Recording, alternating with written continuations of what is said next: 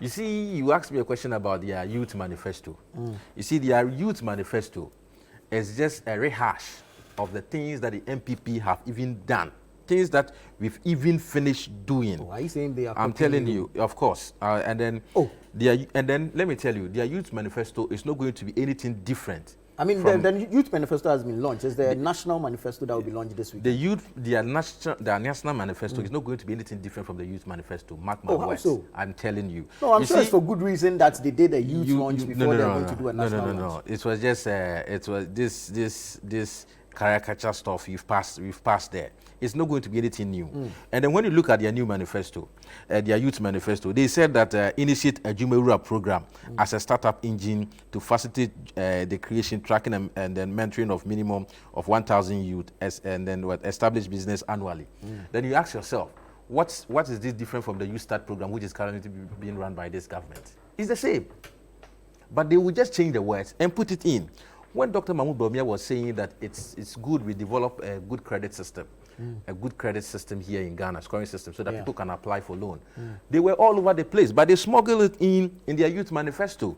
Develop a comprehensive credit system, specifically for youth entrepreneurs. Then you ask yourself, what is that different from what Dr. Bawumia was even preaching? But they said that's what they do. They will smuggle it in. You understand? When you read their youth manifesto, they will tell you that when they come, they will complete the 200 senior, the 101 e-blocks. Okay. Then you ask yourself, even when they were in power, they completed 29, whilst this government have completed 31 of it. You can check from the Ministry of Education website. Then you ask yourself, what are they trying to do to Ghanaians? It's just to swindle Ghanaians. Nothing new. I'm telling you, market anywhere. Their youth manifesto and then their main manifesto is going to be the same. There would be no change. It's going to be the same. Because when you look at their main manifesto, you will see they will come and say to provide free Wi-Fi services to senior high schools, which have already been done. Are you predicting what? I'm telling you what is in there. You know, we have friends. Have you read the document? Oh, we have friends who are there. And then we meet Jojo. We have friends. Honorable, you should be very careful. We have friends. I'm telling you, I can predict the things that are going to happen in their manifesto. This is, I'm telling you. Someone is leaking information to them. I'm telling you, Saturday you would see. Saturday you would see. As far as the education policy is concerned, you would see this. They will tell you they want to train 1 million people in robotics. When Dr. Bawumia have already said that he has to train 1 million youth in digital drive. Our own is even broader and encompasses a lot, because robotics is just one aspect of the digital drive. You understand? Because we believe that the Ghanaian populace, given the right opportunities, can do well, because the people in Prempeh College have shown us that if we teach them well, they will perform and perform better than their colleagues everywhere. That is why they were able to win the World Robotics Championship. There is another woman, I've forgotten of the name, from Ashaman, who won the World Interesting Mathematician competition. He won it. She's from Ghana.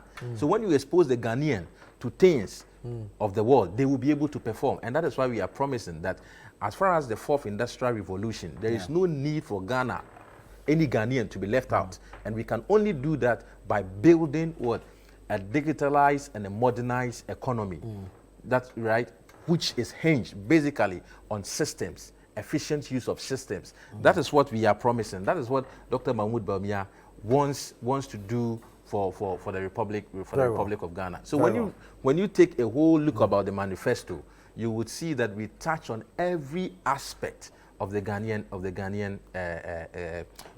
life, right? And let nobody deceive us that if they hadn't been these external shocks, perhaps Ghana, we would never have had this conversation in the first place, because we were in power from 2017. But after the shocks, you know, our president made a famous statement when we had the first shock. Exactly, and you see that statement is biting people now. No, he says that we are going to save life.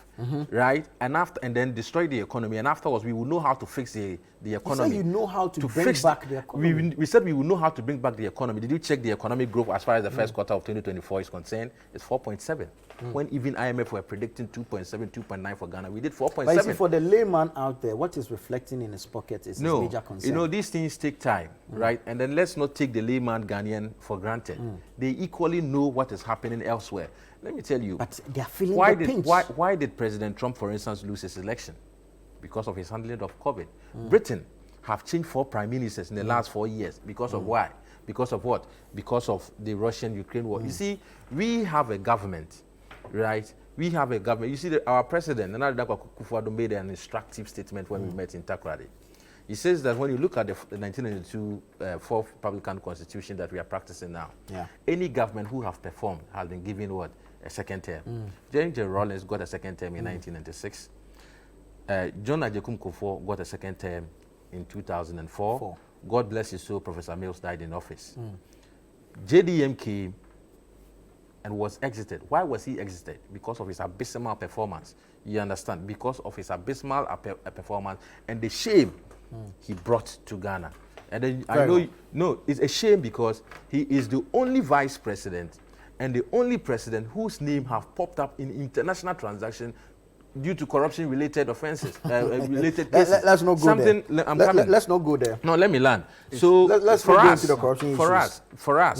For us, we can go there. We can go there. No, and we can have a good there. debate. Let's not go there. See, Our time for will not us, permit us. we That in is the a very NPP, long we in debate. the NPP says that credibility matters and history matters.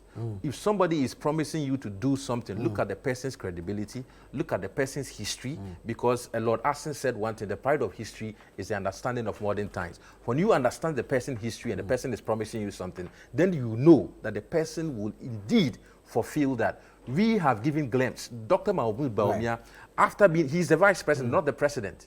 He doesn't call the shots. That is your excuse. No, no, it's not my excuse. I'm building a case. I said he's the vice president, not the president. The president gave him a tax, and the tax was what? To build a platform based on which the economy can grow. And that platform was what? Was through the digitalization drive. And all of us can testify that you sit in your home and is able to do business without going there. All right. Because of what? Because of the digitalization drive. Honorable, let me come to you. Let me come to you.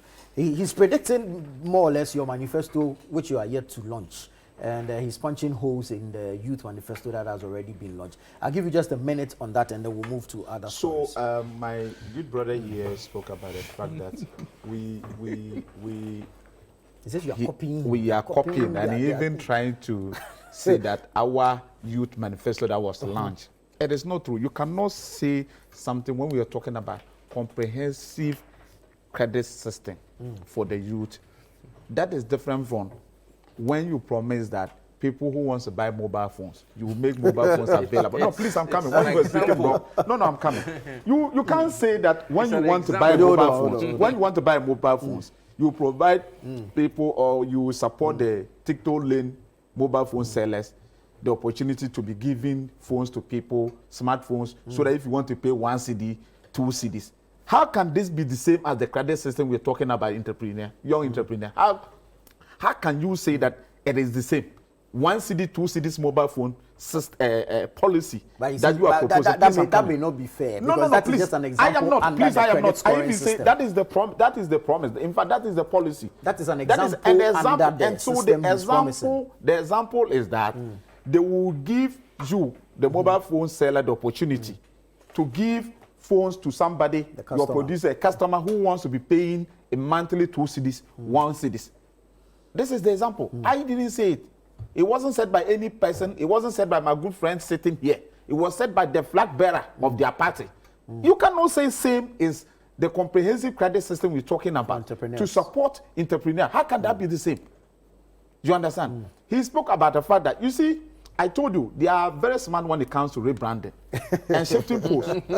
When it comes to shifting posts, don't look for any other organization, NPP. How can you tell me Dr. Bawumia is not the president? He doesn't call the shots. But Dr. Bawumia has the opportunity. When it comes to digitalization, no, but it is Dr. Bawumia the president. No. He says that Dr. Bawumia was given. I'm happy. He said that Dr. Bawumia was given the opportunity by the president to create a platform. A platform. When you talk to create a platform, that includes increasing revenue. So it means that all the taxes under this government, all these taxes were proposed by Dr. Bawumia because he is the leader of the economic management team. But we've heard Dr. Bawumia on countless occasions register his opposition to taxes when you say his position, he has never. In fact, during the e-levy, people were looking for him. In fact, people in the opposition who were waiting for him to say a word. There are decisions that when your organization take and you think that I am not in support of the decision. You can make your individual stand known to the public, so that tomorrow, when it is time for accountability, they will say, Mr. ABCD, at the time this decision was taken, this was his position. He never spoke. He was quiet. Meanwhile, he has spoken against e-levy in the past. And then when this thing found its way into our taxes, Ghanaians were saying, you, Mr. Vice President, said that you would not on any day allow something like this to happen. Today it's happening under your watch as the chairman of the economic management team. Please, people always want to say that he's not the president. When you are given the task to be the board chairman of an organization, what do? You are the chairman, right? You are in charge of the policy decision of that organization. You cannot say because you have been appointed by the president, you do not have the right. You will only be there and president will communicate to you, go and do this. So all these things, including, he again says that he's trying to tie the city depreciation to Russia-Ukraine war. What? How many things do you import from Ukraine? Let's end on this and let's move on to something as a government, you were even in Ukraine. The people that you claim that they were attacked, therefore you in Africa, you are suffering because of the attack.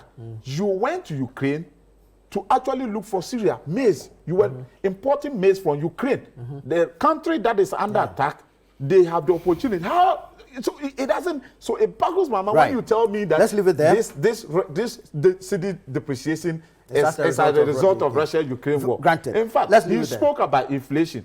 These were the factors let's leave it there. That His Excellency, the Vice President at the time, the running mate, used to organize lectures, to communicate, to tell the people of this country that he, at the time, had worked in Bank of Ghana and he knows how to fix the economy. And when given the opportunity, to me, in 2016, when NPP won power in 2016, 2017, my mind was that everything about economy was going to be about Dr. Bawumia. I didn't know at that time. If somebody had told me that Dr. Bawumia even knows how to use Excel sheet as an IT person, I would have told you that was a lie. Because I know him to be an economist, somebody who was in charge, and he was going to be in charge of economy. Let's go on to another story. I know